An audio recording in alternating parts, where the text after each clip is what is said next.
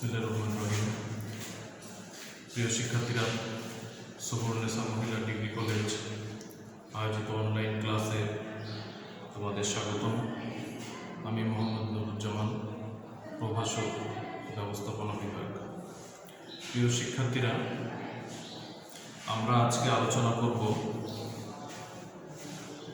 ব্যবস্থাপনা উন্নয়নে হেনরি ফেওয়ালের অবদান। হেনরি ফেওয়ালের অবদান সম্পর্কে জানতে গেলে আগে জানতে হবে হেনরি ফেওয়ালকে, অর্থাৎ তার জীবন বৃত্তান্ত। এরপরে ব্যবস্থাপনা উন্নয়নে তিনি কী অবদান রেখেছেন। এই হেনরি ফেওয়ালকে আধুনিক ব্যবস্থাপনার জনক বলা হচ্ছে। তাহলে কী কারণে তিনি আধুনিক ব্যবস্থাপনার জনক হলেন?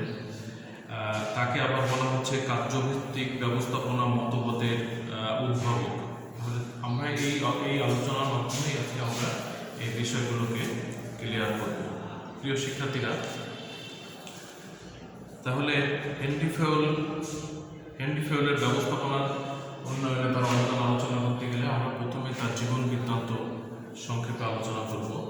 প্রথমে তার জীবন বৃত্তান্ত অর্থাৎ বায়োডাটা। হেনরি ফেওয়াল ব্যবস্থাপনা জগতে সবচেয়ে খ্যাতিমান একজন ইউরোপীয় পণ্ডিত। 1841 সালে তুরস্কের ইস্তাম্বুল শহরে তার জন্ম। তার পিতা ছিলেন একজন ইঞ্জিনিয়ার। তুরস্কের একটি ব্রিজ নির্মাণ কাজের চাকরির অংশ হিসেবে তারা তুরস্কে ছিলেন। এরপরে 1947 সালে তার বাবার চাকরির মেয়াদ শেষ হওয়ায় সেখান থেকে তারা ফ্রান্সে চলে যান এবং সেখানেই তারা স্থায়ী আবাস বা স্থায়ীভাবে বসবাস শুরু করেন।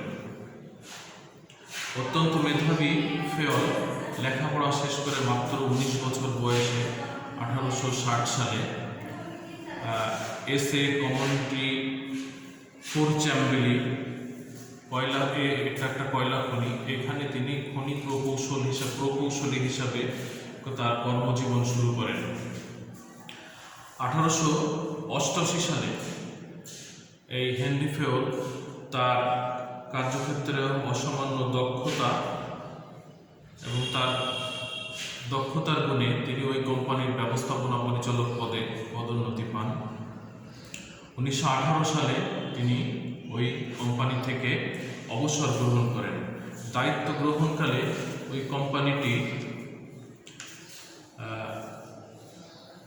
অনেকটা দেউলিয়া পর্যায়ে ছিল, কিন্তু তিনি যখন অবসর গ্রহণ করেছিলেন সেই সময় তিনি সেই প্রতিষ্ঠানটিকে সুন্দরভাবে পরিচালনা করার জন্য সেই প্রতিষ্ঠানটি আর্থিকভাবে একটা সুদৃঢ় অর্থনৈতিক কাঠামোর উপর প্রতিষ্ঠিত হয়, অর্থাৎ প্রতিষ্ঠানটি আর্থিকভাবে যথেষ্ট সচ্ছল অবস্থায় ফিরে আসে। এক্ষেত্রে মূল কারণ ছিল তার উন্নত ব্যবস্থাপনা পদ্ধতির প্রয়োগ। এক্ষেত্রে তার মূল কারণ ছিল প্রতিষ্ঠানটি এই পর্যায়ে পৌঁছানোর জন্য তার মূল কারণ ছিল তার উন্নত ব্যবস্থাপনা পদ্ধতির প্রয়োগ। ফেওয়াল তার ব্যবস্থাপনা তত্ত্বটি উন্নয়নের জন্য একটি পূর্ণাঙ্গ তত্ত্ব প্রকাশ করেন। উন্নত ব্যবস্থাপনার জন্য তিনি একটি পূর্ণাঙ্গ তত্ত্ব প্রকাশ করেন। আধুনিক ব্যবস্থাপনায় চিন্তাধারায় তার যে অবদান সেটা অত্যন্ত গুরুত্বপূর্ণ। এজন্য তাকে আধুনিক ব্যবস্থাপনা তত্ত্বের জনক বা father of modern management thoughts নামে অভিহিত করা হয়। এই ভদ্রলোক 1925 সালে ইন্তেকাল করেন। তাহলে আমরা সংক্ষেপে তার জীবন বৃত্তান্ত এটা জানলাম। তার জন্ম কবে, সে কোথায় বাস করলো, স্থায়ীভাবে কোথায় বাস করছে, তারপরে কবে সে চাকরিতে জয়েন করলো, সেখান থেকে চাকরি থেকে রিটায়ারমেন্ট করলো, রিটায়ারমেন্টের পরে সেই প্রতিষ্ঠানের অবস্থা কেমন ছিল, এগুলো সব এই বর্ণনার মধ্যে আমরা আলোচনা করলাম। এবার আলোচনা করব হলো তাহলে এই কথাটাই আসছে হেনরি ফেওয়ালের ব্যবস্থাপনা উন্নয়নের অবদান। এবার সেই অবদানগুলো তিনি কি রেখেছেন সেইগুলো আমরা আলোচনা করব। হেনরি ফেওয়াল একজন খনি প্রকৌশলী হিসাবে ব্যবস্থাপনাকে সুনির্দিষ্ট নীতিমালা, কাজ সম্বলিত বিশেষ বৈশিষ্ট্যমণ্ডিত এবং সার্বজনীন প্রয়োগযোগ্য এবং পাঠযোগ্য শাস্ত্র হিসাবে তিনি ব্যবস্থাপনাকে প্রতিষ্ঠিত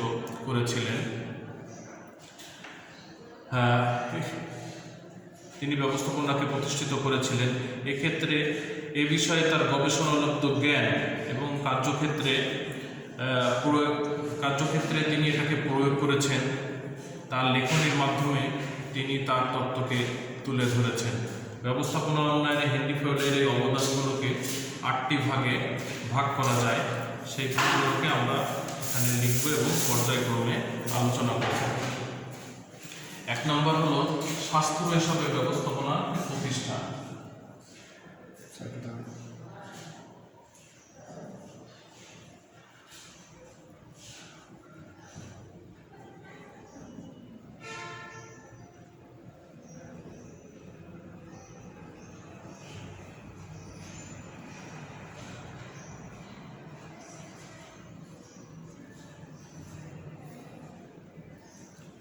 স্বাস্থ্য হিসাবে ব্যবস্থাপনাকে প্রতিষ্ঠা।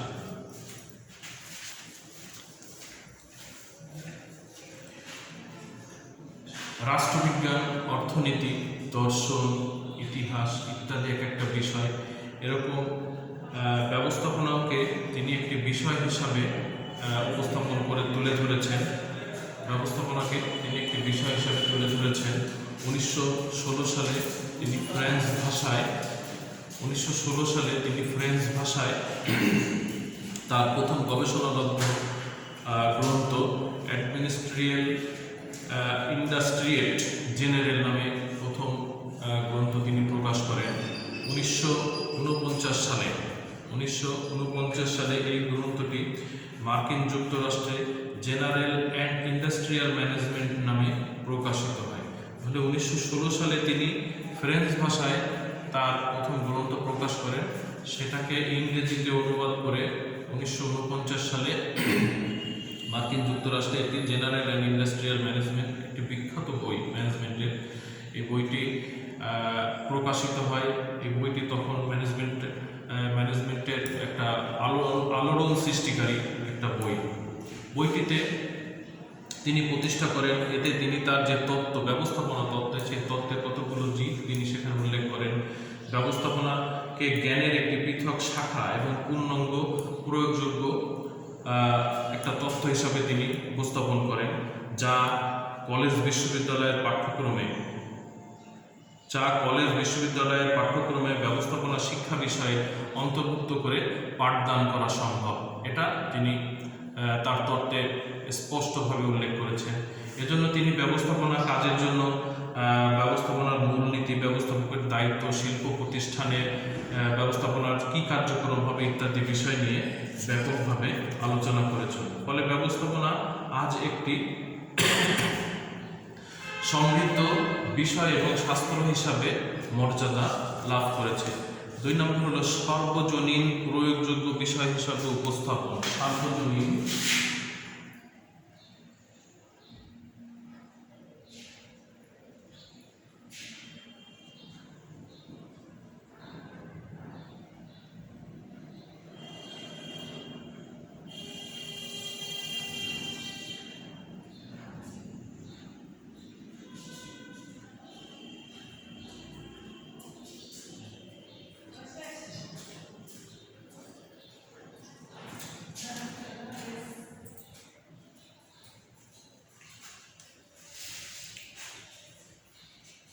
দ্বিতীয় বিষয়ে আমরা আসছি সার্বজনীন প্রয়োগযোগ্য বিষয় হিসাবে উপস্থাপন।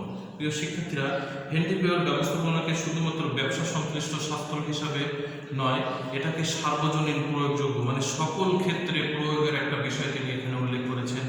এখানে তিনি বলেছেন যে পরিবার, সামাজিক প্রতিষ্ঠান, ধর্মীয় প্রতিষ্ঠান, ব্যবসা প্রতিষ্ঠান, রাষ্ট্রীয় প্রতিষ্ঠান ইত্যাদি সকল ধরনের প্রতিষ্ঠানে এই শাস্ত্রের জ্ঞানের প্রয়োগ ছাড়া সেই প্রতিষ্ঠানের সাফল্য অর্জন কোনো মতেই সম্ভব নয়। 3 নম্বর পয়েন্টে আমরা আসছি শিল্প প্রতিষ্ঠানের কাজ নির্দিষ্টকরণ।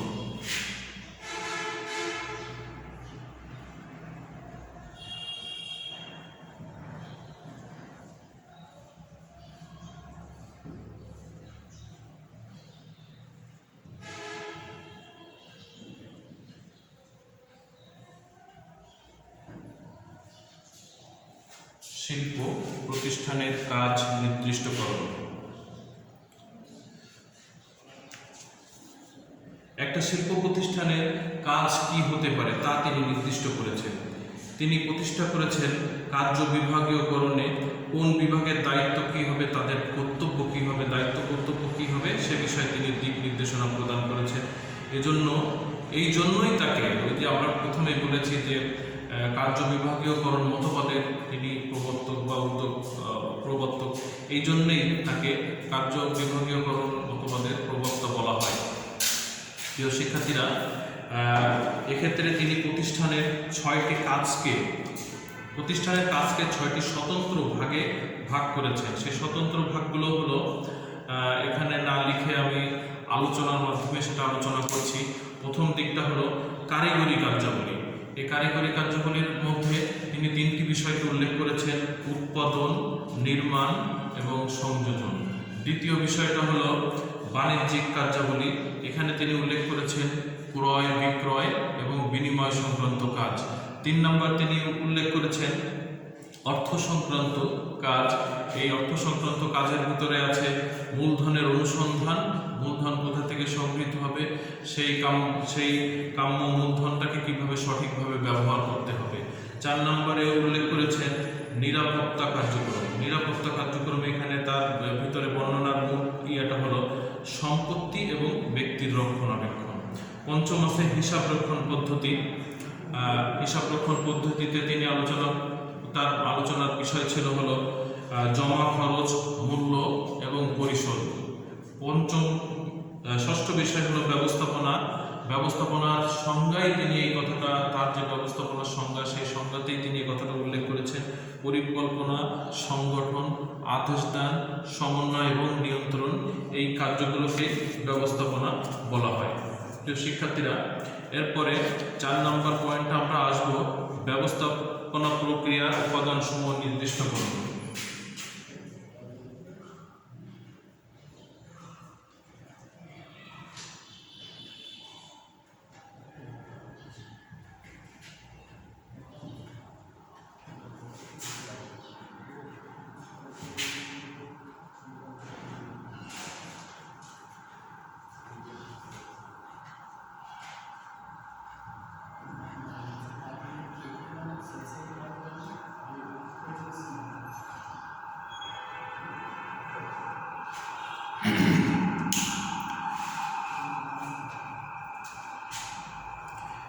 হেনরি ফেওল ব্যবস্থাপনা প্রক্রিয়ার 5টি কাজ বা উপাদানের কথা এখানে তিনি উল্লেখ করেছেন, যা অদ্যাবধি ব্যবস্থাপনার মূল কাজ হিসাবে বিবেচিত।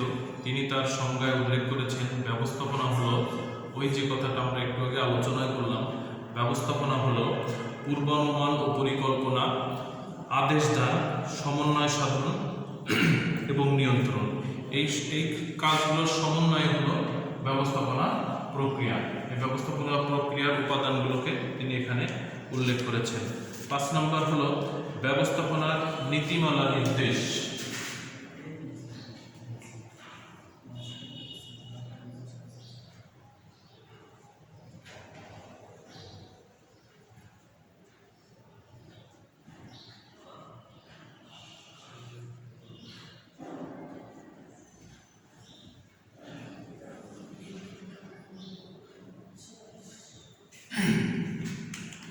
ব্যবস্থাপনা নীতিমালা প্রতিটি বিষয়ের ক্ষেত্রে সংশ্লিষ্ট বিষয়ের কিছু মূল নীতি থাকা আবশ্যক। প্রতিটা কাজ এবং প্রতিটা বিষয়ের ক্ষেত্রে কিছু মূল নীতি থাকা আবশ্যক। এই নীতির আলোকে বিষয়শাস্ত্র সংক্রান্ত চিন্তা ভাবনা বিকশিত হয়। এই নীতির আলোকে সংশ্লিষ্ট বিষয়ের শাস্ত্র সংক্রান্ত যে জ্ঞানের চিন্তাভাবনা সেটা বিকশিত হয়। হেনরি ফেওল সেই দৃষ্টিকোণ থেকে ব্যবস্থাপনার 14টা মূলনীতির কথা তিনি উল্লেখ করেছিলেন। এখন পর্যন্ত ব্যবস্থাপনা চিন্তাধারায় পরীক্ষিত এবং প্রয়োগযোগ্য সত্য হিসাবে সেই 14টা নীতিকেই বিবেচনা করা হয়। এই 14টা নীতি আমরা পূর্ববর্তী ক্লাসে আলোচনা করেছি। সেখানে যে 14টা নীতি আছে সেই নীতির কথা আমরা ওখানে আলোচনা করেছি। 5 নম্বরে হলো ব্যবস্থাপনা নীতিমালা গেল। 6 নম্বর আসবে হলো ব্যবস্থাপনার দায়িত্ব আলোকপাত।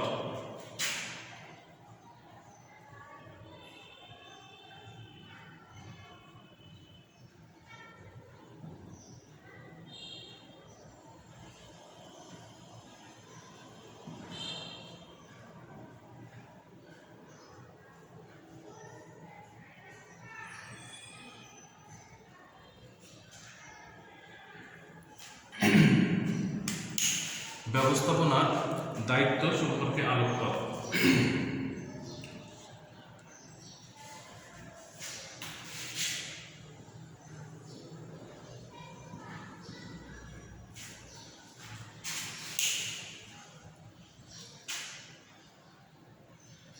হেনরি পোল ব্যবস্থাপনাকে শুধু তার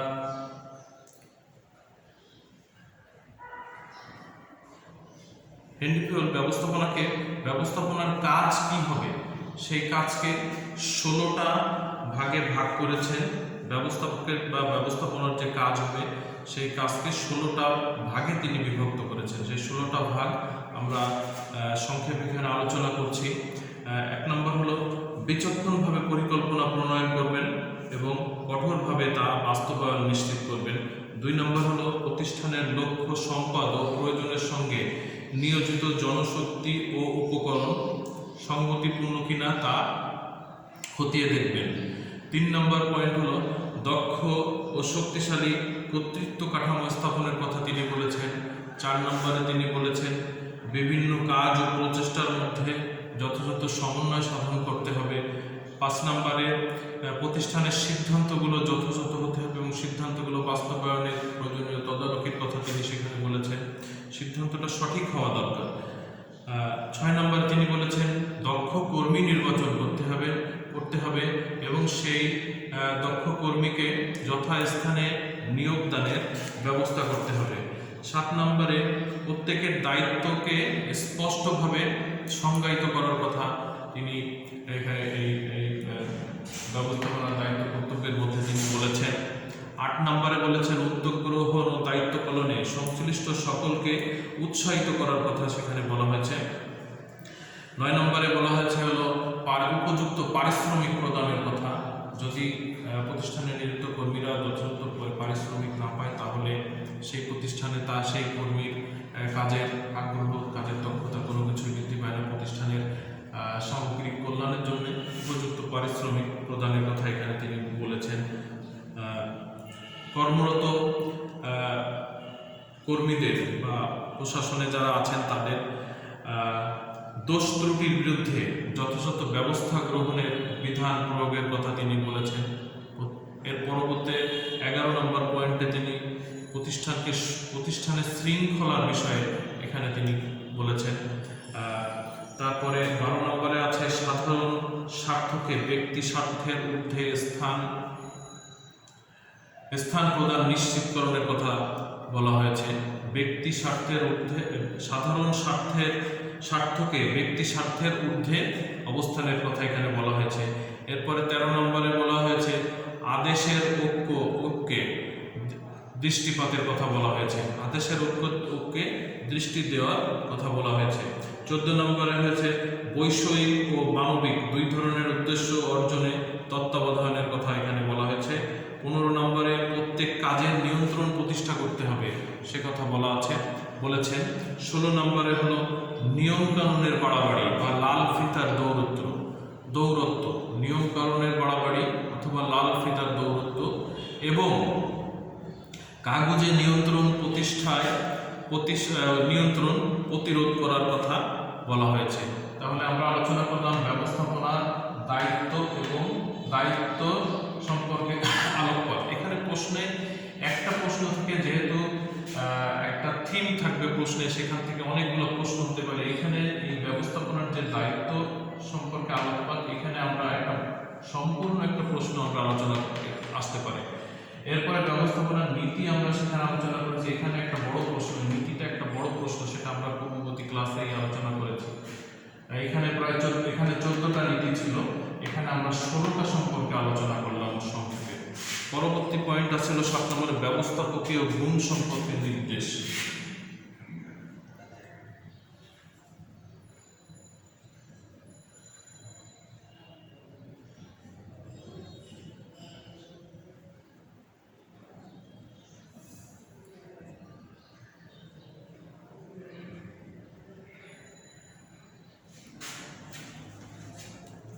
ব্যবস্থাপকীয় গুণ সম্পর্কে নির্দেশ। ব্যবস্থাপকদের কাজ এবং দায়িত্ব অভিভাবকদের যোগ্যতা ও জ্ঞান সম্পর্কেও দিক নির্দেশনা তিনি প্রদান করেছেন। তার মতে একজন ব্যবস্থাপকের কতগুলো যোগ্যতা এবং জ্ঞান থাকা আবশ্যক। তার মধ্যে 1 নম্বরে রয়েছে হলো স্বাস্থ্য এবং শারীরিক সক্ষমতা। 2 নম্বর রয়েছে তার বুদ্ধিমত্তা কেমন। 3 নম্বর হলো তার নৈতিক গুণাবলী কেমন, সাধারণ শিক্ষা কেমন, পরবর্তী পয়েন্ট। তারপরে 5 নম্বরে হলো বাণিজ্যিক, কারিগরি, অন্যান্য কাজ সংক্রান্ত তার জ্ঞানের পরিধি। 6 নম্বরে হলো প্রতিষ্ঠানের বৈশিষ্ট্য সংশ্লিষ্ট অন্য কোনো বিষয়ের জ্ঞান, অর্থাৎ এখানে সাধারণ জ্ঞানের কথা বোঝায়। আর সর্বশেষ হলো তত্ত্বের স্বীকৃতি প্রতিষ্ঠান।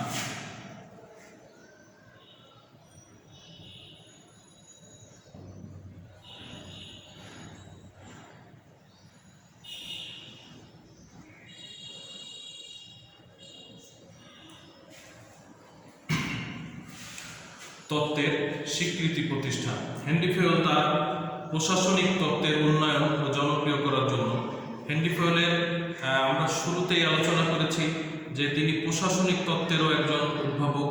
তিনি তার প্রশাসনিক তত্ত্বের উন্নয়ন এবং তত্ত্বকে জনপ্রিয় করার জন্য 1924 সালে জাতিসংঘের অধিবেশনে শান্তি প্রতিষ্ঠায় প্রশাসন তত্ত্বের গুরুত্বের উপরে তিনি একটি বক্তৃতা দেন। এই বক্তৃতা ছাড়াও তিনি এই বিষয়ের উপরে অনেক আলোকপাত করেছে, যে পরবর্তীতে এই বিষয়গুলোই তার আলোচনার যে বিষয়গুলো এগুলোই বিভিন্ন ক্ষেত্রে গৃহীত হয়েছে এবং সেই আলোকে প্রাতিষ্ঠানিক যে সমস্যাগুলো সেগুলো সমাধানের ব্যাপারে পদক্ষেপ গৃহীত হয়। প্রিয় শিক্ষার্থীরা, উপসংহারে আমাদের আলোচনা শেষ হলো। উপসংহারে বলা যায় হেনরি ফেয়েল ব্যবস্থাপনা উন্নয়নে ব্যবস্থাপনাকে তার গবেষণালব্ধ জ্ঞান দ্বারা ও সুনির্দিষ্ট নীতিমালার মাধ্যমে একে সার্বজনীনভাবে প্রয়োগযোগ্য ও পাঠযোগ্য শাস্ত্র হিসাবে তিনি প্রতিষ্ঠা করেছেন। সেজন্য ইতিহাসে তিনি আধুনিক ব্যবস্থাপনার জনক, প্রশাসনিক ব্যবস্থাপনার উদ্যোক্তা, কার্যভিত্তিক ব্যবস্থাপনার মতবাদের উদ্ভাবক হিসেবে স্থান করে নিয়েছেন। পরিশেষে বলা যায় আধুনিক বিশ্ব সভ্যতা যতদিন টিকে থাকবে হেনরি ফেয়েলের নাম ব্যবস্থাপনা উন্নয়নের ইতিহাসে উজ্জ্বল এবং ভাস্বর হয়ে থাকবে। প্রিয় শিক্ষার্থীরা, আজকে 8 তারিখ, আগামী 12 তারিখ থেকে শিক্ষা প্রতিষ্ঠান খুলে দেওয়ার জন্য সরকারের নির্দেশনা এসেছে। সেই আলোকে প্রতিষ্ঠান খুলে দেওয়া হচ্ছে। প্রতিষ্ঠানের পক্ষ থেকে সকল ধরনের যে নির্দেশনা আমাদেরকে প্রতিষ্ঠানকে দেওয়া হয়েছে, প্রতিষ্ঠান প্রধান সেই নির্দেশনাগুলোকে সুন্দরভাবে পালন করে আমাদের কলেজকে আমরা তোমাদের শিক্ষার সুষ্ঠু পরিবেশের উপযোগী হিসাবে আমরা গড়ে তুলেছি। তোমরা যখন কলেজে আসবে তোমাদের জন্য কিছু নির্দেশনা আছে। তোমরা অবশ্যই মাস্ক পরে আসবে। এসে এখানে বাথরুমে তোমাদের জন্য বাথরুমের সামনে বেসিন দেওয়া আছে, সেখানে হ্যান্ড ওয়াশ দেওয়া আছে, সেখানে হাত ধুবে। আর ক্লাসে জেড প্ল্যান অনুযায়ী প্রথম বেঞ্চে যে বসবে, পরবর্তী বেঞ্চে আরেক কোনায় একজন বসবে। এইভাবে জেড প্ল্যান অনুযায়ী তোমাদেরকে বসার নির্দেশনা দেওয়া হয়েছে, সেভাবে তোমরা করবে। যথাযথভাবে মাস্ক পরে আসবে, সামাজিক দূরত্ব মেনটেন করে নিজ দায়িত্বে তোমরা সেই নির্দেশনাগুলো পালন করবে। সকলের সুস্বাস্থ্য কামনা করে আজকের ক্লাস এখানে শেষ করছি। আল্লাহ হাফেজ।